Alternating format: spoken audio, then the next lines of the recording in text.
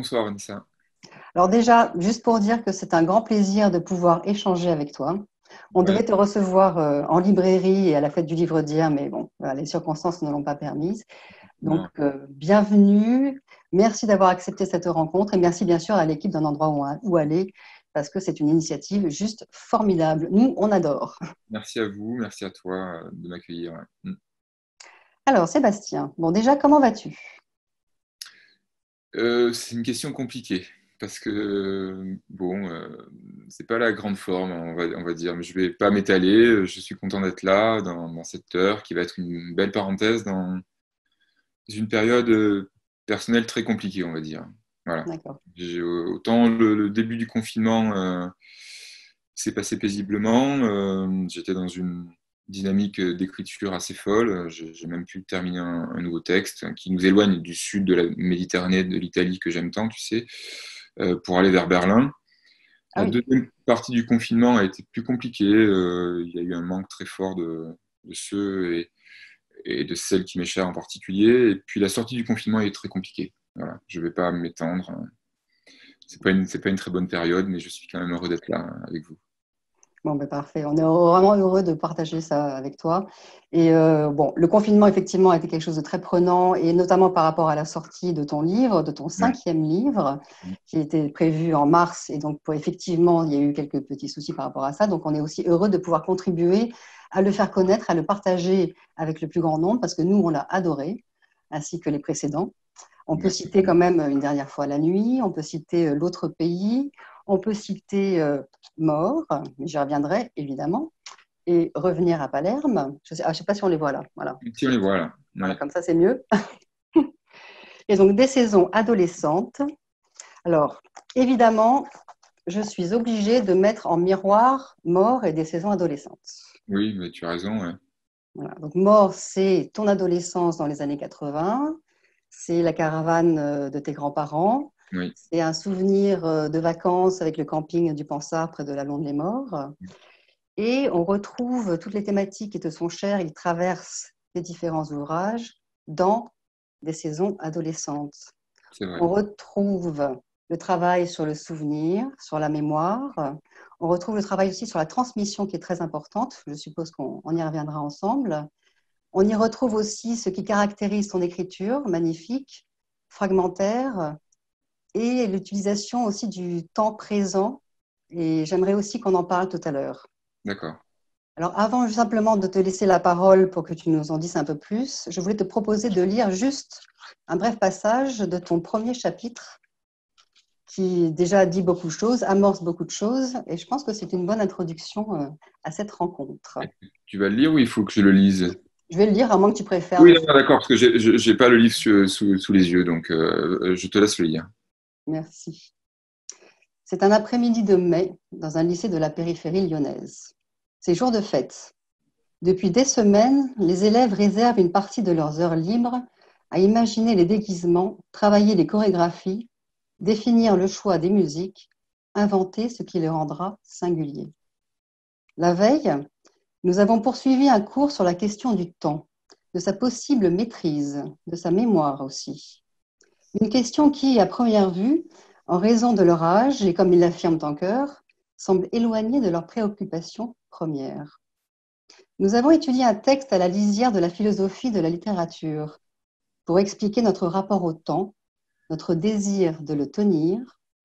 L'auteur prenait l'exemple de la photographie. L'image, écrit-il, ne se contente pas de cadrer un visage, un corps, elle n'enferme pas seulement un espace, un paysage, une chambre, elle cadre un temps, éternise un moment. L'heure se termine.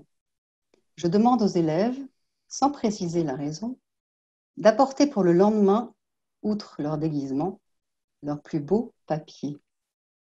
Et donc, Sébastien, est-ce que tu peux nous raconter ce que tu as proposé à tes élèves le lendemain? Oui, avec plaisir. J'en ai beaucoup parlé de la jeunesse du texte parce que je la trouve assez charmante. Donc, c'est effectivement un texte qui porte sur l'adolescence. C'est une thématique qui traverse, tu l'as rappelé, toutes mes œuvres, en particulier Mort, mais les autres également, peut-être plus en creux. Et le texte, on va parler de sa forme sans doute. Là, c'est le prologue que tu as lu, une forme d'introduction, et ensuite, il s'ensuit 35 fragments, ou 36 fragments, je ne les ai pas recomptés, qui racontent chacun un souvenir impérieux, important, décisif pour la suite de la vie de l'adolescent ou de l'adolescente. Et ce que tu as lu est le presque parfait reflet de ce qui s'est passé en vrai, si je puis dire, puisque je suis professeur de philosophie par ailleurs, dans un lycée de la banlieue lyonnaise. Et bon, donc cette thématique de l'adolescence est vraiment chère à mon cœur. Et je me souviens, le texte a commencé il y a assez longtemps, c'était l'année, je crois, 2012-2013. On est en mai 2013. Et effectivement, il y a dans mon lycée, au mois de mai, une journée de carnaval où les élèves arrivent vraiment très costumés, ils passent un temps fou à préparer leurs costumes. C'est assez dingue. Et je pressens qu'ils ne vont pas être capables d'écouter un cours de philosophie le jour du carnaval parce qu'il y a quand même. Et je leur dis, effectivement, on est effectivement dans un cours sur le temps. Le texte qui est en question, c'est La Chambre claire de Roland Barthes. Pour expliquer le rapport au temps, je prends l'exemple de la photographie et des thèses de Roland Barthes que tu as rappelé. Et je leur dis, effectivement, sans préciser la raison, demain, vous apportez vos plus beaux papiers. Ils arrivent très costumés, ils sont évidemment incapables d'écouter un cours de philosophie. Et je leur raconte exactement ça, l'histoire de ce garçon qui a 15 ans et qui doit garder un seul souvenir. Et je leur demande d'écrire lequel. Et la première fois que je propose ce travail, je le fais, donc c'est 2013, sans avoir l'idée d'en faire un livre prochain. Enfin, c'est vraiment un jeu ludique, quoi. Oui, c'était ça, c'était ludique, poétique. Et les élèves partent effectivement dans le lycée. J'ai la chance d'être dans un lycée qui ouvre sur un bois. Je les vois partir dans le bois. Ils vont écrire, ils me remettent leurs œuvres à la fin de la journée, voire plus tard. Et certaines prennent même la nuit pour refaire, quoi. Et le lendemain, on lit les textes. Et je n'avais pas précisé de forme. Alors certains, c'était drôle, me demandaient, un peu effrayés, est-ce qu'il faut faire une problématique, hein, monsieur? Non, bien sûr, c'était libre. Donc il n'y avait pas de contrainte du tout Non, la première fois, c'est une sorte de jeu poétique. Il n'y a pas de contrainte. Donc j'avais des formes de poésie rimée. J'avais beaucoup de souvenirs qui rappelaient le coucher de soleil avec la meilleure amie, la naissance du petit frère. Beaucoup de textes touchants, mais disons un peu trop sentimentaux, quoi, comme on est à 17 ans. Et voilà, les élèves m'offrent leurs textes que je mets dans une boîte. Et puis en plus, après, d'autres textes seront publiés, Mort, Revenir à Palerme, etc. Et c'était, je crois, en 2016, l'année 2016-2017 ou 15-16, je ne sais plus. Je veux écrire sur ma pratique d'enseignant, mais de manière un peu factuelle. J'ai beaucoup travaillé en banlieue lyonnaise, en banlieue est, la banlieue dite difficile, et je voulais raconter ça, qu'était qu'enseigner dans les années 2010, dans une banlieue un peu difficile. Elle l'était quand même. Et je commence et ça ne me plaît pas, j'ai pas grand plaisir, c'est rude. Et je me souviens de ces textes-là qui avaient 3-4 ans, qui sont dans ma boîte, la boîte elle est juste là, à côté, à gauche. Et cette année-là, j'ai eu une terminale L et une terminale S, entre autres, j'ai beaucoup plus de classes. Mais ces deux classes sont particulièrement littéraires, vraiment, ouvertes, même les S, ouvertes à la littérature. Et j'ouvre cette boîte et je me dis, mais pourquoi ne pas leur proposer ce travail-là, donc raconter un souvenir qui serait vraiment décisif pour eux ou pour elles, mais là sous la forme d'un vrai travail, c'est-à-dire un travail suivi comme une forme d'atelier d'écriture. Et je propose ça à mes deux classes et ils sont enthousiastes, ils et elles sont enthousiastes, les filles en particulier, il y a peu de textes écrits par des garçons. Et au final, donc je reviens à la forme du livre qui comporte 36 fragments. Ah oui, pardon, parce que c'est important de préciser cela. Donc les élèves manifestent leur enthousiasme. Il y a une élève qui s'approche du bureau, de mon bureau, et qui me dit, mais monsieur, vous devez participer. Et c'est là que j'ai l'idée de leur proposer ce travail et de le faire moi-même également. Et voilà, le livre qui commence à se construire. J'ai lu des textes, j'en ai supprimé en m'excusant, voilà, c'était un peu la règle.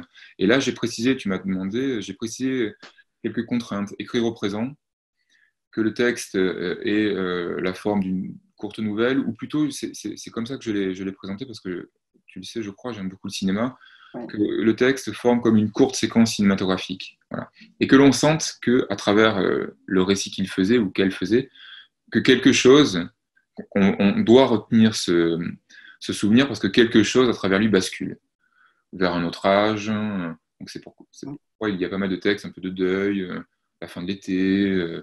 Alors après, je pense que mes élèves m'apprécient beaucoup, ils me lisent, et je crois que j'ai des teints sur certains. Oui, c'est ce que j'allais dire, oui. J'ai beaucoup de textes lumineux, mélancoliques, de mer, etc. Bref. Et j'impose ces contraintes, et au final, il y a donc 36 fragments. Il y en a 12 qui sont écrits par mes élèves, réécrits par moi avec leur accord, histoire qu'il y ait une unité stylistique. Il y a des textes que j'ai assez peu modifiés, d'autres un peu plus, mais toujours avec leur accord. Et je me suis posé la question, est-ce que c'était honnête en fait de m'approprier un peu leur prose, et ils n'ont pas trouvé de problème à ça, ils étaient même plutôt fiers que je reprenne leurs textes, que je les améliore entre guillemets. Et j'en ai écrit de mon côté 24. Et j'ai pris beaucoup de plaisir, un plaisir un peu inédit à faire cela, parce que sur les 24, il y en a 2 qui sont parfaitement autobiographiques, et les 22 autres sont inventés. C'est parfait, tu réponds à l'une de mes questions. Quelle est la part de fiction et de rêve ou de réalité, justement, dans cette construction Et avec je ce n'en travail sais. fait? Alors, je le sais pour moi, voilà, il y a 2 textes, je ne dirais pas lesquels, qui vraiment me sont propres, Oui, faut pas. et les 22 autres sont inventés. En même temps, je trouve que c'est quand même tout le temps moi aussi, même si je suis souvent, j'écris, quand j'invente un souvenir, je me suis rendu compte que j'étais souvent une adolescente de 16-17 ans, je ne sais pas pourquoi. Bon. Et en ce qui concerne les 12 fragments écrits par mes élèves, je ne leur ai pas demandé, en fait. Je ne sais pas si eux-mêmes ont écrit des choses vraies, totalement fictionnelles.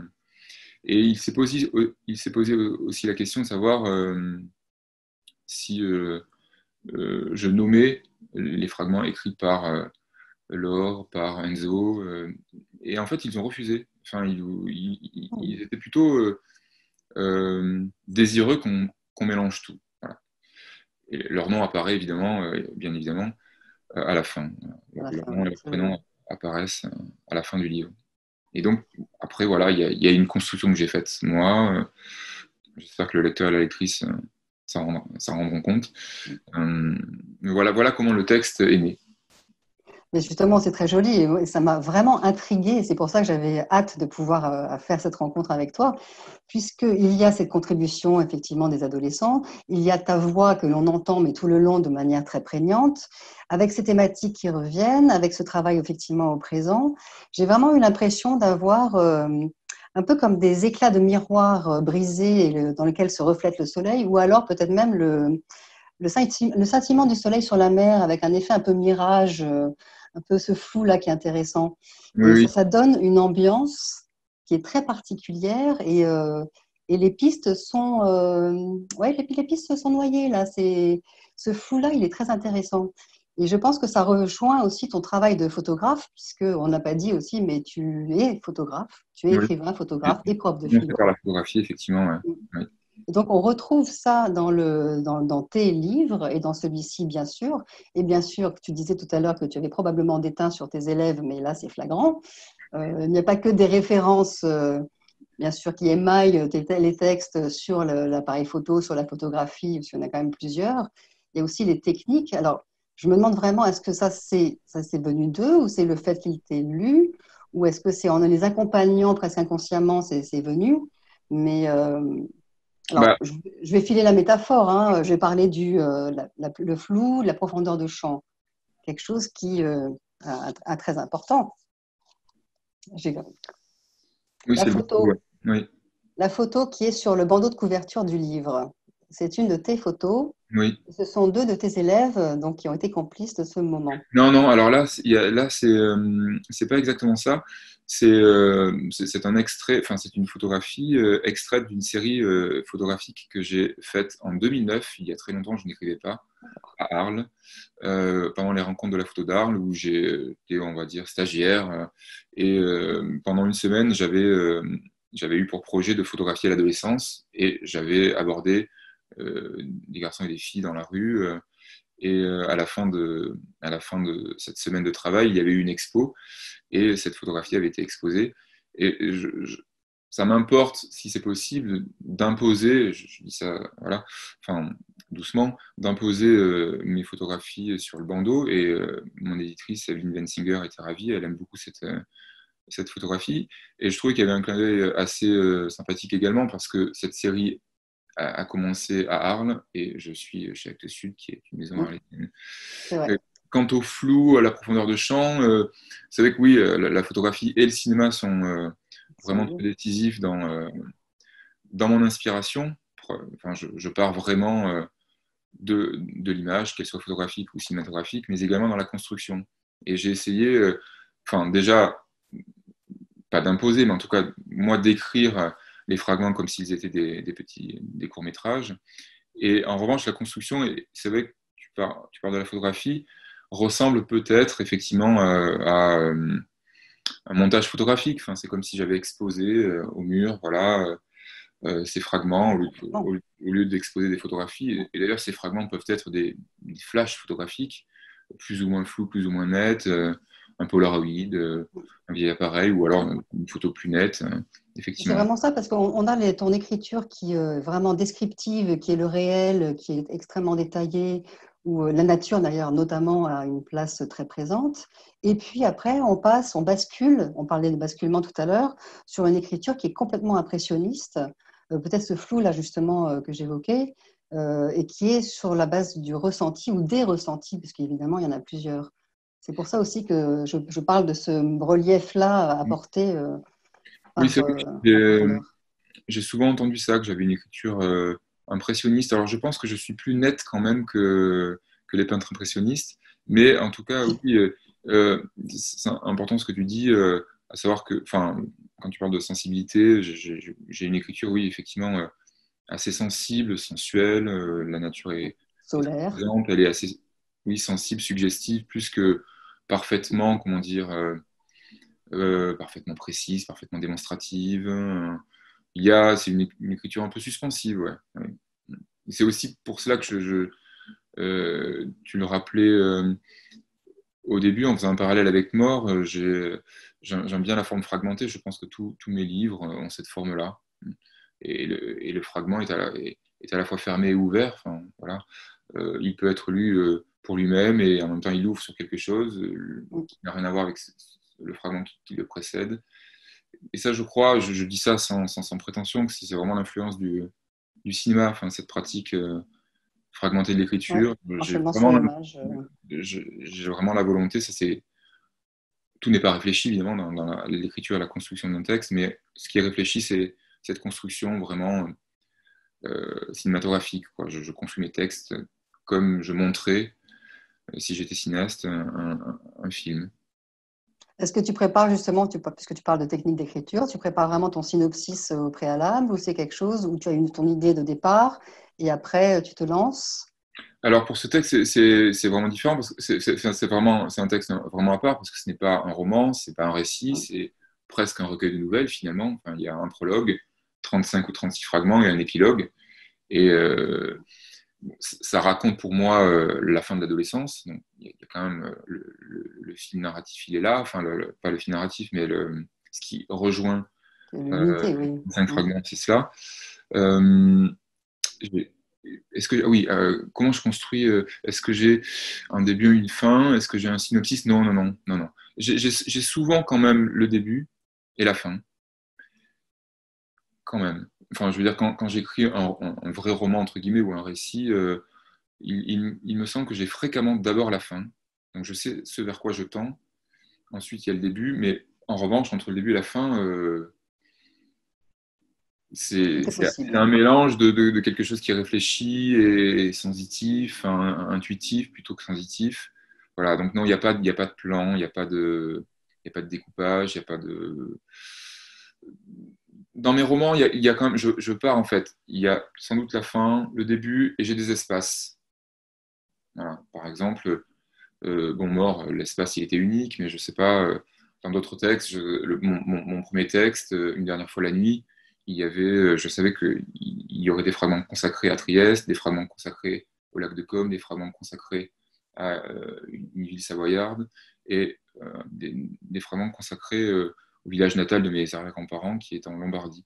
Et j'avais ces 4 espaces. Et en fait, la narration se construit entre ces différents espaces. Je ne sais pas si je suis très clair.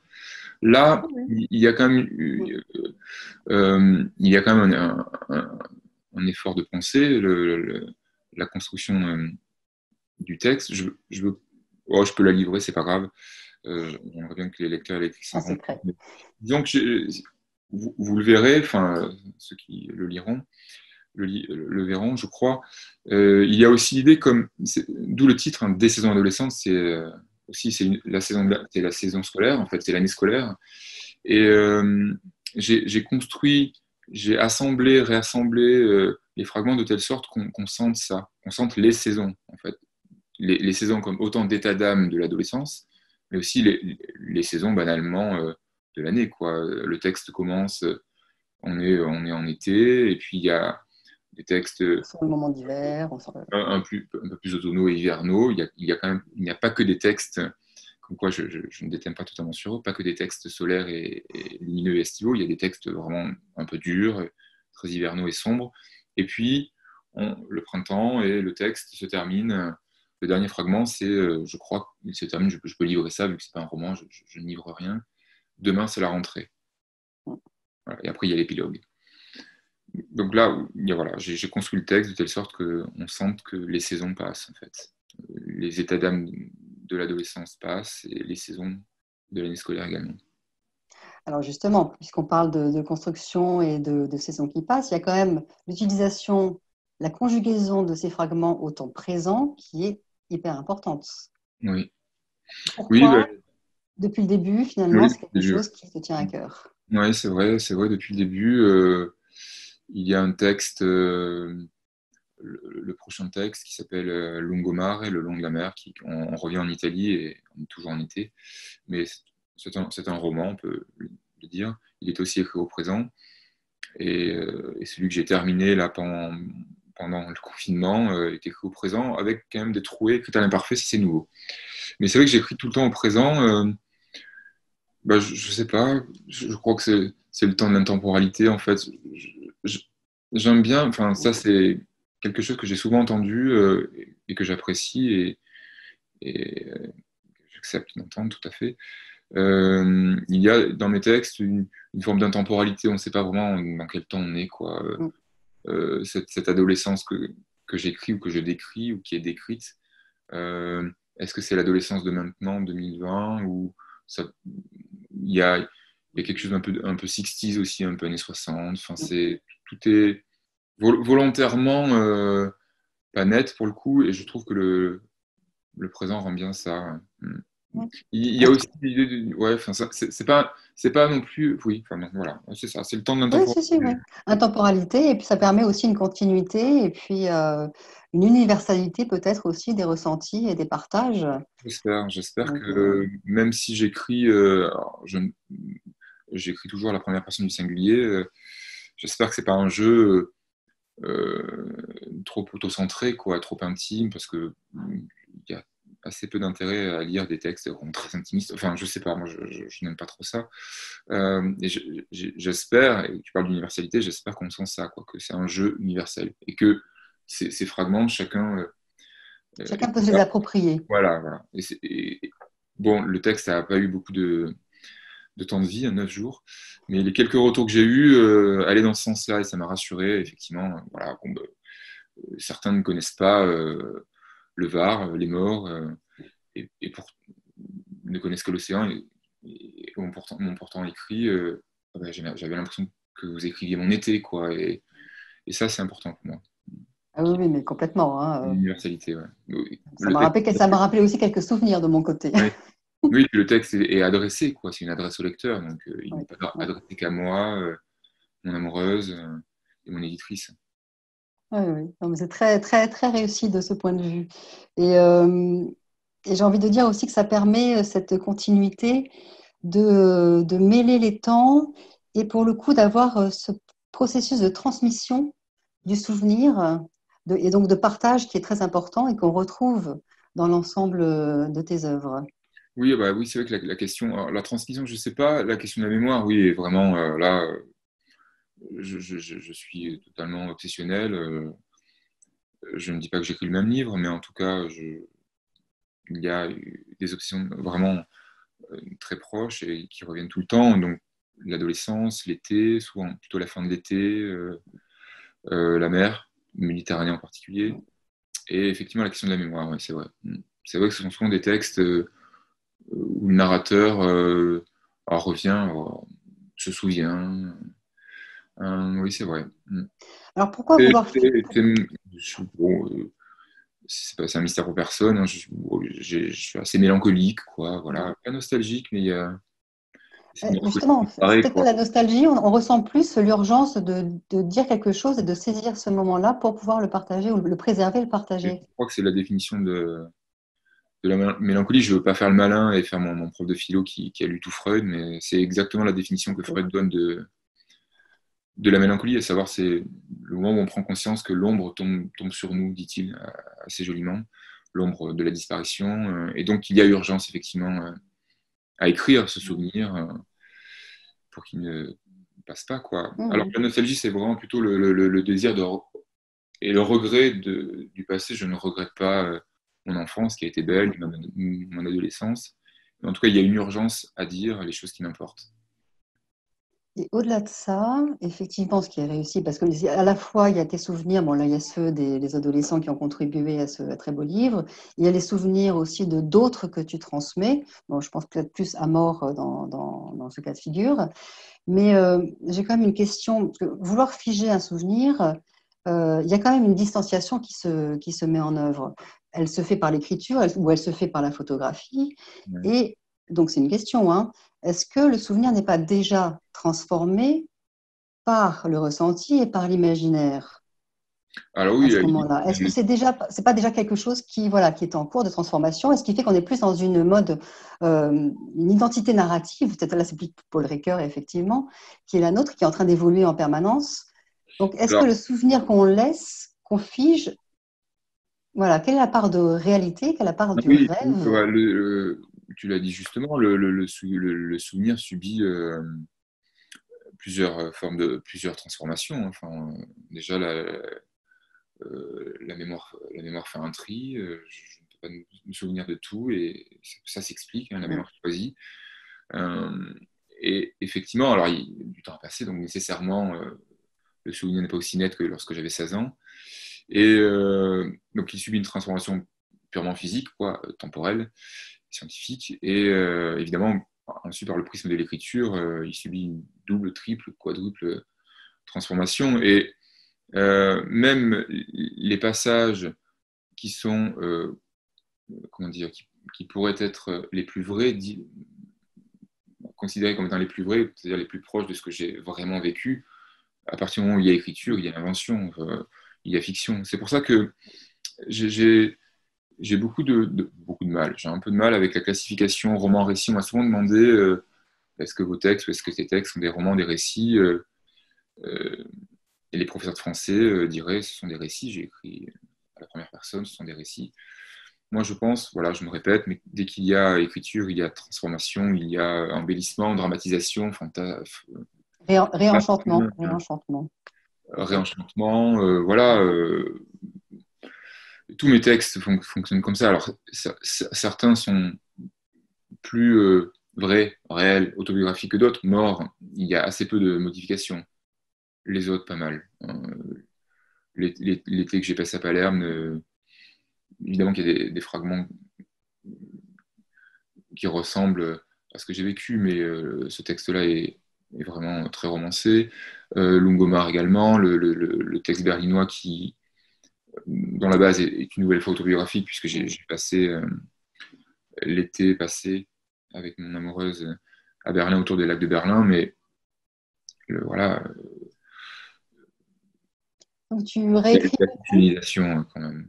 tu réécris beaucoup tes textes? Tu les retravailles beaucoup? Alors, comment dire? Mes brouillons sont très propres, mais je suis très lent, en revanche, pour poser une phrase sur le cahier. Enfin, maintenant, au début, j'écrivais sur des cahiers, parce que je suis vintage, comme les élèves disent. À présent, j'y vois mieux sur l'ordinateur, donc j'ai grandi, je sais pas, enfin, en tout cas, j'ai évolué avec mon temps.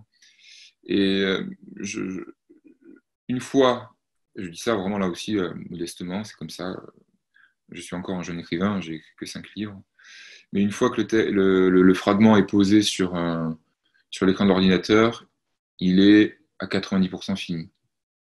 Alors après, il y a relecture, enfin, je fais lire mes textes à mon amoureuse et à mon éditrice, enfin, d'abord à mon amoureuse puis à mon éditrice, enfin, voilà, et donc elles me font des retours, je modifie en fonction ou pas, en fonction de leurs remarques. Mais le texte est très peu retravaillé, en fait. Ouais. Il est très peu retravaillé. Il est long à Vraiment, écrire. il est long peut-être à se mettre en... Voilà. La phrase est longue à être posée sur le papier ou sur l'écran, mais une fois qu'elle est posée, c'est fait, quoi. Mm. C'est vrai que le récit est moins gardé que fragment, oui, ça correspond bien. Il faudrait avoir un terme, un roman fragmentaire, mais bon, Ah voilà, ouais, c'est non, pas... là, enfin, euh, Evelyn Wensinger a proposé récit au pluriel. Je crois que c'est ça hein, qui est écrit. Très bien. Mais est-ce qu'on en avait parlé? Je sais plus. Mais il avait été question de mettre roman au pluriel. J'aurais trouvé ça pas mal, en fait. Pas mal aussi. C'est Ouais. le- c'est pas le roman d'adolescence, parce que c'est vraiment trop, là, vraiment un peu emphatique, quoi, mais c'est différents romans, romances, différents romans de l'adolescence, Mm. différents récits. Voilà. Pour moi, voilà, je fais pas trop de distinction entre le récit et le roman. Je pensais aussi à fragment parce que je ne sais plus, là j'ai une citation qui me revient, mais malheureusement j'en ai oublié l'auteur, à moins que ce soit peut-être Lionel Trouillot chez Actes Sud justement. Il dit je suis, en gros, qui dit, c'est une femme qui parle, je suis fragment, mais quand serai-je rekomposée? Alors, est-ce que c'est... Mais, Ouais. ouais, est-ce que, bon, voilà, après on va bifurquer vers des choses philosophiques. Hein. Est-ce qu'on n'est pas condamné à être incessamment fragmenté? Hein. Est-ce qu'un jour on est recomposé? Est-ce que c'est souhaitable? Là, j'ai l'impression que C'est je vais souhaitable. faire un cours.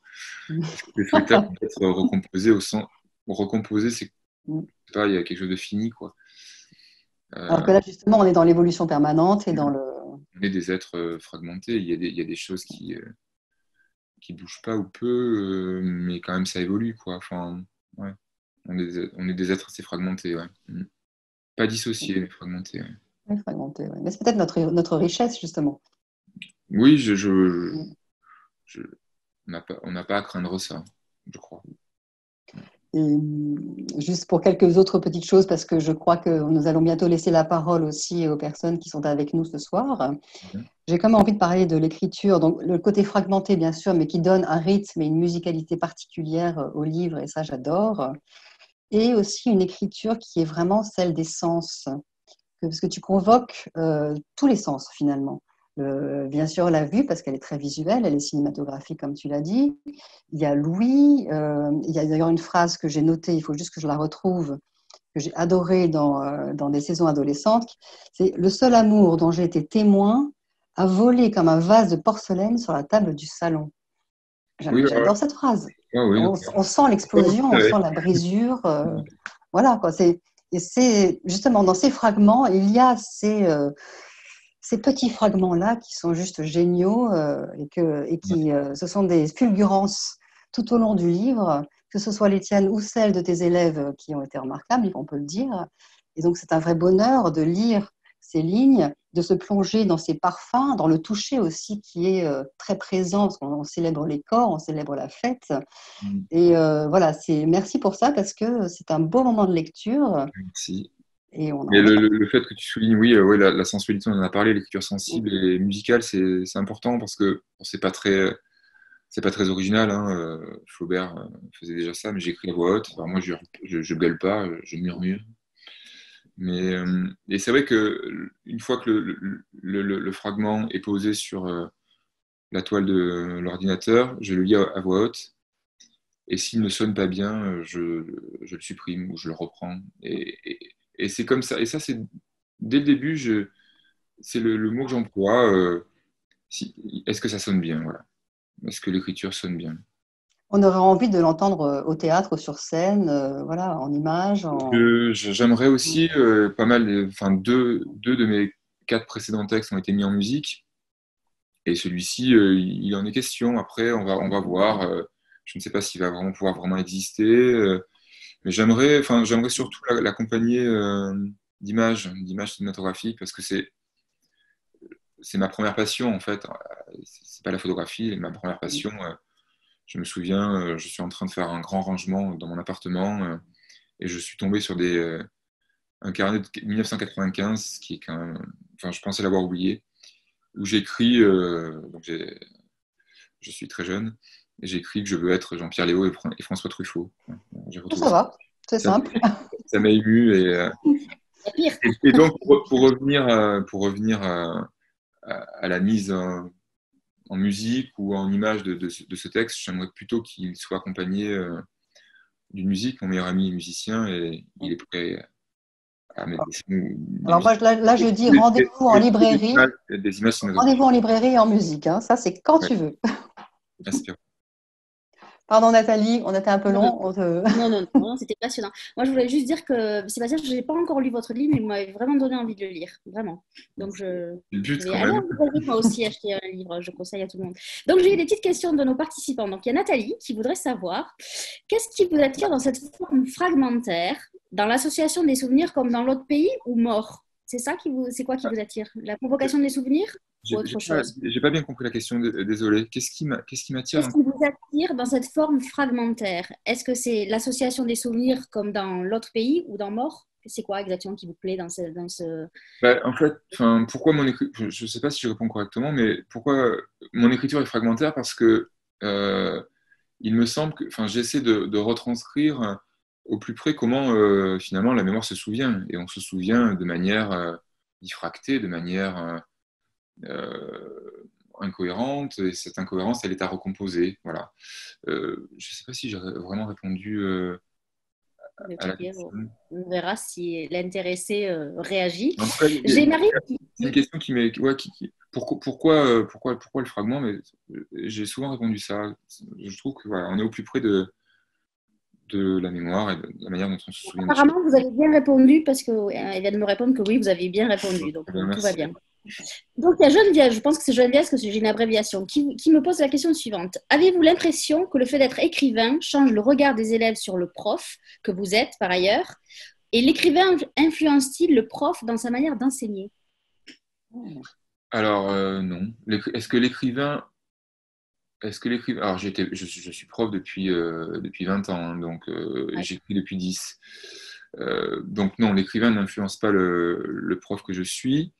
La première partie, ah oui, et quelle incidence cela a-t-il? Est-ce que ça change le regard des élèves, oui, sur le prof, le fait que vous soyez écrivain? À présent, comme on peut tout savoir, il tape mon nom, il voit quand même si je suis pas très, très, très, très, très connu, j'ai une petite reconnaissance. En tout cas, il y a des pages qui me sont consacrées, donc ils savent que je suis écrivain. Bah, je dis ça sans, comment dire, modestement, quoi. Ils sont contents, quoi. Ils sont fiers, en fait, d'avoir un prof qui écrit, quoi. C'est un peu singulier, c'est pas fréquent. Ouais. Est-ce que ça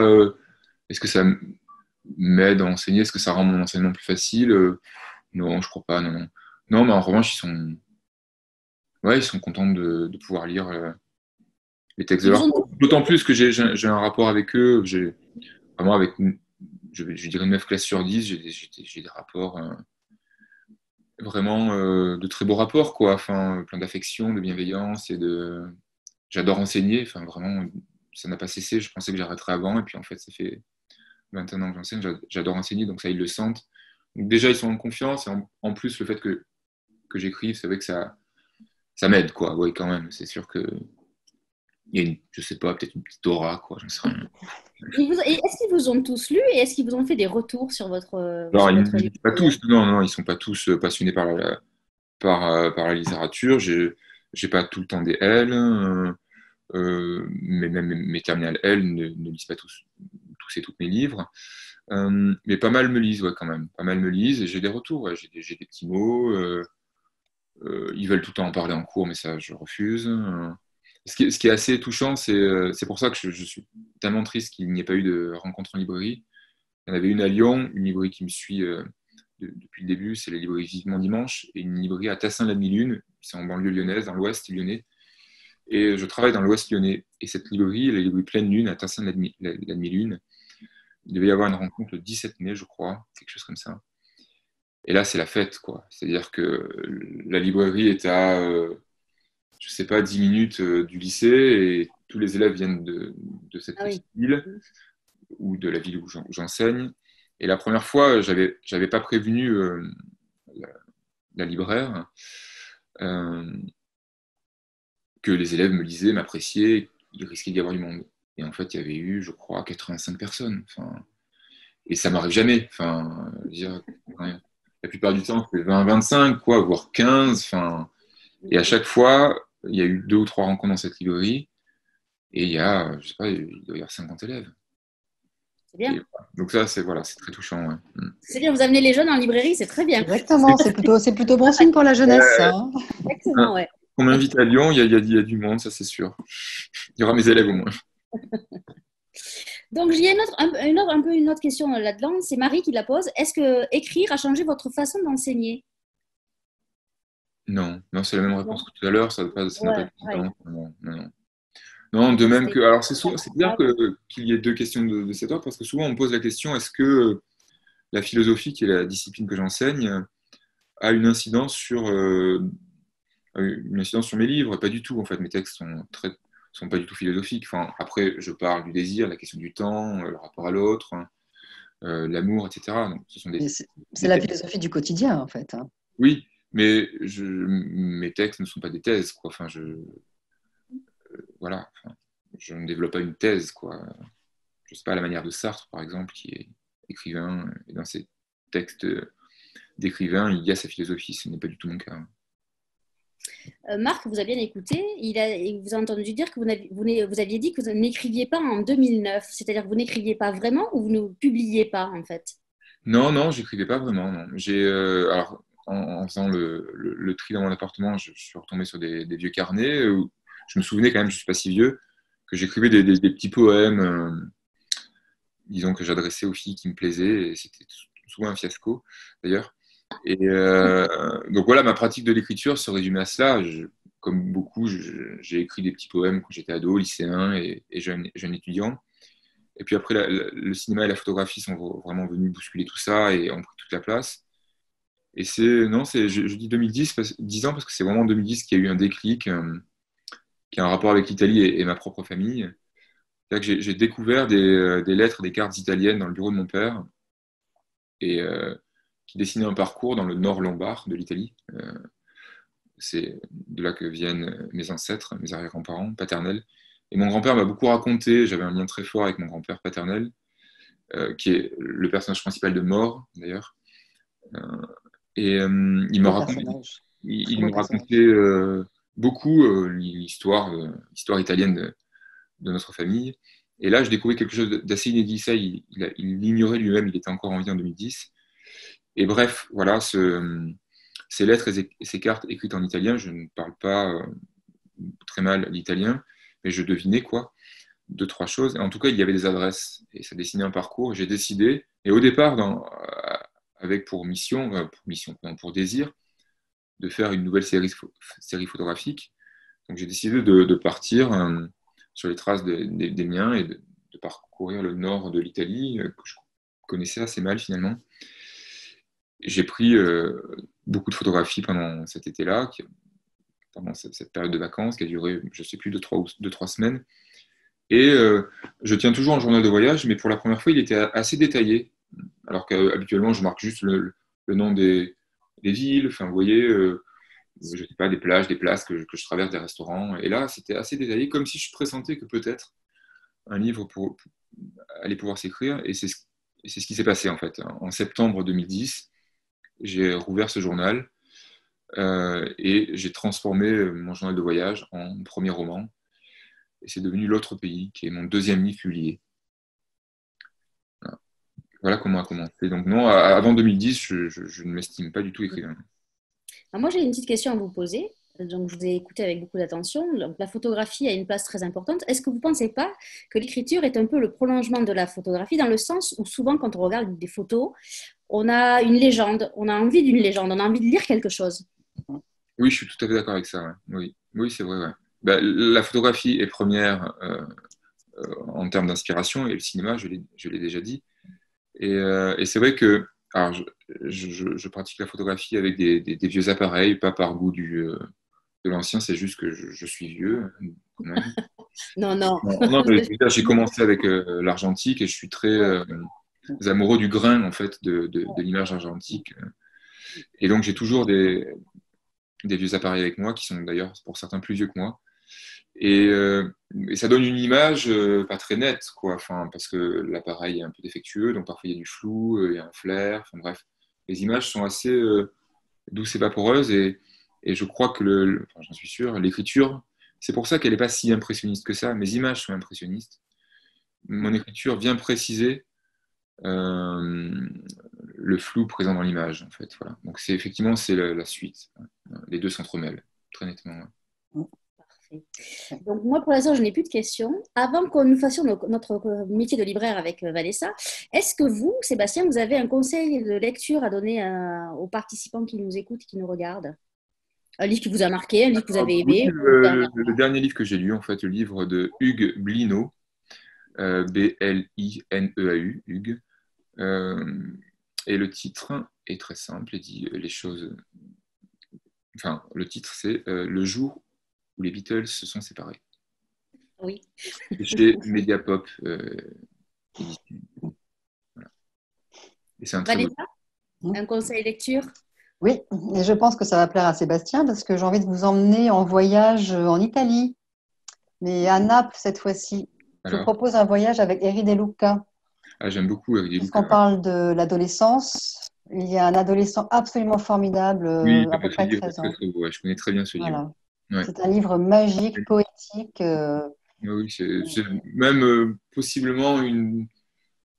Je suis assez peu inspiré par les livres que je lis. Enfin, c'est vraiment l'image. Hein.